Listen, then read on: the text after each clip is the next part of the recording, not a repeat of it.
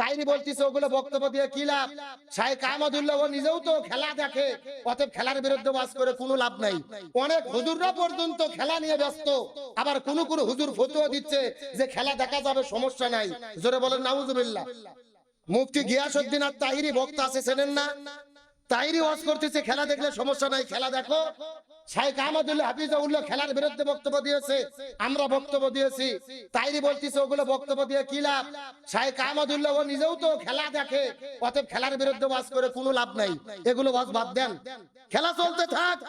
শাইখ Ahmadullah হাফিজাহুল্লাহ Islamic scholar বলতেছে সে খেলা দেখে। আমাদের দেশে একটা কথা আছে, চোরের মন। কতক্ষণ চোরের মন? তার মানে তাইরে এই বক্তব্য দেওয়ার মাধ্যমে প্রমাণ করেছে যে নিজে যে খেলা দেখে ওটার বলতে পারতেছে না, দায় চাপে দিচ্ছে আর এক হুজুরের উপরে। কতক্ষণ না কে? আমার কথা ভালো করে বোঝেন। আমাদের দায়িত্ব হলো বক্তব্য দেওয়া। আমার দায়িত্ব আমি পালন করলাম, এরপরে কে মানলো না মানলো এটা তার ব্যাপার। তবে আমাদের উচিত জনগণকে সচেতন করার দরকার আছে না নাই? আজকে আহমদুল্লাহ হুজুরের বিরুদ্ধে তুমি যা তা বললাম, তাহিরি কতটা জাহেল, কতটা মূর্খ, একে আলেম বলতে আমাদের লজ্জা লাগে। আজকে তিনি হারামের পক্ষে বক্তব্য দেয় আর হুজুরের বিরুদ্ধে দাঁড়ায়। আবার বলতেছে আহমদুল্লাহ এত টাকা তার ফাউন্ডেশনের মাধ্যমে, আর সুন্নাহ ফাউন্ডেশন এত টাকা কি করে, কোথায় খায়, দুর্নীতি করে, এগুলোর হিসাব দিতে হবে। এগুলো হিসাব নাকি তাইরির কাছে দেওয়া লাগবে, আহমদুল্লাহর হিসাব। আল্লাহ তাআলা এই ফিতনা থেকে জাতিকে হেফাজত করুক, আমিন বলেন। আল্লাহ তাআলা এই সমস্ত হুজুরদেরকে আল্লাহ হেদায়েত আগে দান করুক, আমিন বলেন। আজকে খেলাকে কেন্দ্র করে কত অশ্লীলতা, কত বেহায়াপনা, কত কবিরা গুরের মধ্যে জাতি নিমজ্জিত। আজকে অশ্লীলতা, নাচানাচি, বেহায়াপনা, জাদু বিদ্যা, যে যা দেখিচ্ছে তাই জনগণ বিশ্বাস করতেছে।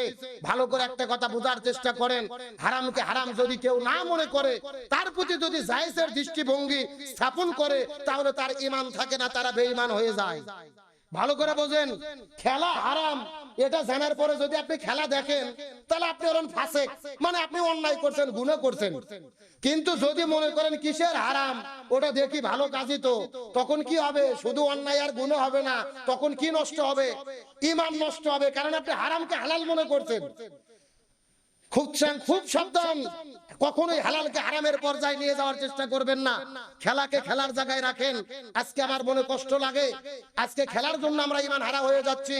অথচ দাজ্জালের ফিতনা যখন শুরু হবে, ডান হাতে জান্নাত দেখাবে, বাম হাতে জাহান্নাম দেখাবে, ওই দাজ্জালের ফিতনা থেকে আমরা কিভাবে ঈমান রক্ষা করব, এটাই আমাদের টেনশন। আল্লাহ তাআলা আমাদেরকে হেফাজত করুক, বলেন আমিন। আরো জোরে বলেন আমিন। তাহলে যে কথা বলতে চাচ্ছিলাম, সমাজে ভালো কাজ করতে গেলে বাধা হয়, কিন্তু মন্দ কাজে কোনো বাধা নাই। আর এজিদ পান করতো মদ পান, হোসাইন চিন্তা করলেন এজিদ যদি মদ পান করে মাতাল হয়, ওই একা ধ্বংস হবে না, কাদেরকে ধ্বংস করবে? পুরো দেশের মানুষকে ধ্বংস করবে। সুতরাং রাষ্ট্রের শাসনকর্তা যারা হবে, এরা মাতাল হলে পুরো দেশ এবং জাতির জন্য ক্ষতি হবে। সুতরাং বসে থাকা যাবে না, হোসাইনের বিরুদ্ধে ব্যবস্থা নিতে হবে। সুবহানাল্লাহ বলেন। তাহলে আলোচনা শুরু করেছিলাম কারবালার ঘটনা, রাসূলের বিদায়ের কয় বছর পরে? আরো জোরে বলেন। যদিও 50 বছর পরে কারবালার ঘটনা, তবে হাদিস থেকে পাওয়া যায় ইমাম হোসেন রাদিয়াল্লাহু তাআলার জন্মের আগে আমার নবীজি কারবালার ঘটনা সম্পর্কে ভবিষ্যৎবাণী করেছে। জোরে বলেন সুবহানাল্লাহ। আমার প্রিয় বন্ধুগণ, মুসলমান ভাইরা লক্ষ্য করুন, হাদিসে রাসূল আরবি সাল্লাল্লাহু আলাইহি সাল্লামের হাদিসের মধ্য থেকে একটা বর্ণনা পাওয়া যায়। ইমাম হোসেন রাদিয়াল্লাহু তাআলা যখন জন্মগ্রহণ করেন নাই, তার মায়ের গর্ভের মধ্যে ছিলেন, মায়ের পেটের মধ্যে অবস্থান করতেছিলেন। এমন সময় একদিন ফজর নামাজ পড়ার পরে আমার নবীজি মসজিদুন নববীর ভেতরে সাহাবীদেরকে নিয়ে আলোচনা করা শুরু করলেন। সাহাবীদের মধ্যে যখন বয়ান করা শুরু করলেন, নবীজি লক্ষ্য করে দেখে মসজিদুন নববীর দরজায় আসার পরে রাসূলের ফুফি মা উম্মে ফজল আসার পরে হাউমাউ করে করে করে করে কান্না করা শুরু করলেন। নবী ডাক দিয়ে বলেন, ফুফি মা আপনি কেন কান্না করেন? কান্নার কারণ জানতে চাই। সঙ্গে সঙ্গে রাসূলের ফুফি মা ডাক দিয়ে বলে, ইয়া রাসূলুল্লাহ, আজকে গভীর রজনীতে আমি ঘুমের মধ্যে লক্ষ্য করে দেখেছি ফাতেমার গর্ভের মধ্যে থেকে একটা সন্তান প্রসবের যন্ত্রণা শুরু হলো। আমরা গিয়ে বারবার চেষ্টা করলাম, কিন্তু গর্ভের মধ্যে যে সন্তান প্রসব করলো, এটা যেন যেন কোনো সন্তান নয়, আজ তো একটা রক্তের দলা তিনি প্রসব করেছে। ওই রক্তের দলা প্রসব করার পরে ওই রক্তের দলার মধ্যে থেকে ঝরঝর ঝরঝর ঝরঝর করে রক্ত বের হওয়া শুরু হয়ে গেল। আমরা বারবার চেষ্টা করলাম, কিন্তু রক্তের দলার মধ্য থেকে রক্ত প্রবাহিত হওয়া বন্ধ করতে পারি নাই। এই দৃশ্য দেখতে দেখতে হঠাৎ করে ঘুম ভেঙে গেল। আমার মনের মধ্যে বড় টেনশন। এমন ঘটনা ঘটার পেছনে কারণটা কি জানতে চাই। রাসূল ডাকতে বলে, ফুপিমা, আপনার টেনশন করার কোনো প্রয়োজন নাই। আমি ভবিষ্যৎবাণী করে দিলাম। জিবরাইল ঘোষণা দিয়ে বলে গেল, মাতার গর্ভের মধ্য থেকে এই দুনিয়াতে একটা সন্তান জন্মগ্রহণ করবে, যার নাম হলো ইমাম হোসাইন রাদিয়াল্লাহু তাআলা। হোসাইন দুনিয়ায় আসার পরে এই জমিন ইসলাম প্রতিষ্ঠা করতে গিয়ে, জালেমের জুলুমের মোকাবেলা করতে গিয়ে, এই জমিন ইসলামের পক্ষে লড়াই সংগ্রাম করতে গিয়ে হোসাইন দুনিয়া থেকে জীবন দিয়ে শাহাদাত বরণ করবে। তার শরীরের রক্তগুলো এই জমিনের মধ্যে প্রবাহিত হবে এবং তার শরীরের মধ্য থেকে যত ফোঁটা রক্ত জমিনের মধ্যে পড়বে, প্রত্যেকটা রক্তের ফোঁটার বিনিময়ে আল্লাহ তামাম পৃথিবীতে ইসলামকে বিজয় করে দেবে। রাসূল আরবি সাল্লাল্লাহু আলাইহি সাল্লাম ভবিষ্যৎবাণী করলেন, যখন রাসূলের জন্ম, যখন হোসাইনের জন্ম হয় নাই, সেই ঘটনা ঘটছে রাসূলের মৃত্যুর 50 বছর পরে। আমার বন্ধুগণ, মুসলমান ভাইরা, গভীর মনোযোগ লক্ষ্য করুন। হোসাইন রাদিয়াল্লাহু তাআলা সিদ্ধান্ত গ্রহণ করার জন্য মদিনায় মসজিদুন নববীতে হাজার হাজার সাহাবীদেরকে ডাকলেন পরামর্শ সভা। প্রতিদিন ইরাকের কুফা নগরী থেকে হাজার হাজার চিঠি আসা শুরু হয়ে গেল। হোসাইনের কাছে ইরাকের কুফা থেকে হাজার হাজার চিঠি এসেছে। 40,000 চিঠি এসে জমা হয়ে গেছে। চিঠির মধ্যে লেখা, হোসাইন, আমরা ইজিদের খেলাফত মানব না, আপনার হাতে কালেমা পড়ে বায়াত গ্রহণ করব, আপনি ইরাকের কুফা নগরীতে চলে আসেন। হোসাইন চিন্তা করলো কি করব। সেই সময় হোসাইন রাদিয়াল্লাহু তাআলা মসজিদুল নববীর ভিতরে পরামর্শ সভা গঠন করলেন। সাহাবীদের নিয়ে পরামর্শ নেওয়ার জন্য বসে গেলেন। ওই মদিনার ভেতরে অধিকাংশ সাহাবীরা ডাকতে বলে, হোসাইন, আপনাকে ইরাকের কুফা নগরী থেকে হাজার হাজার মানুষেরা চিঠি লিখতেছে, মিষ্টি মিষ্টি ভাষায় ভাষায় চিঠি লিখতেছে। তবে একটা জিনিস জেনে রাখবেন, ইরাকের মানুষের মুখের ভাষা যত সুন্দর, চিঠির লেখা যত সুন্দর, অন্তরের ব্যবহার ততটা সুন্দর নয়। মুখের ভাষা যত সুন্দর, তাদের অন্তরের ব্যবহার তত সুন্দর। হোসাইন রাদিয়াল্লাহু তাআলা টেনশনের মধ্যে পড়ে গেলেন, তিনি এখন কি করবেন। কিন্তু গভীর রজনীতে যখন হোসাইন রাদিয়াল্লাহু তাআলা ঘুমের মধ্যে চলে গেছে, আমার নবীজি হোসাইনকে স্বপ্নের মধ্যে ডাক দিয়ে বলে, এ হোসাইন, আর বসে থাকা যাবে না। নবীজির ইসলাম দুনিয়া থেকে বিচ্ছিন্ন হয়ে গেল, ইসলাম নির্মূল হয়ে গেল। ইজিদের বিরুদ্ধে তোমাকে দাঁড়াতে হবে, ইজিদের বিরুদ্ধে তোমাকে দাঁড়াতে হবে। তুমি মক্কা থেকে মদিনা থেকে রওনা করবে।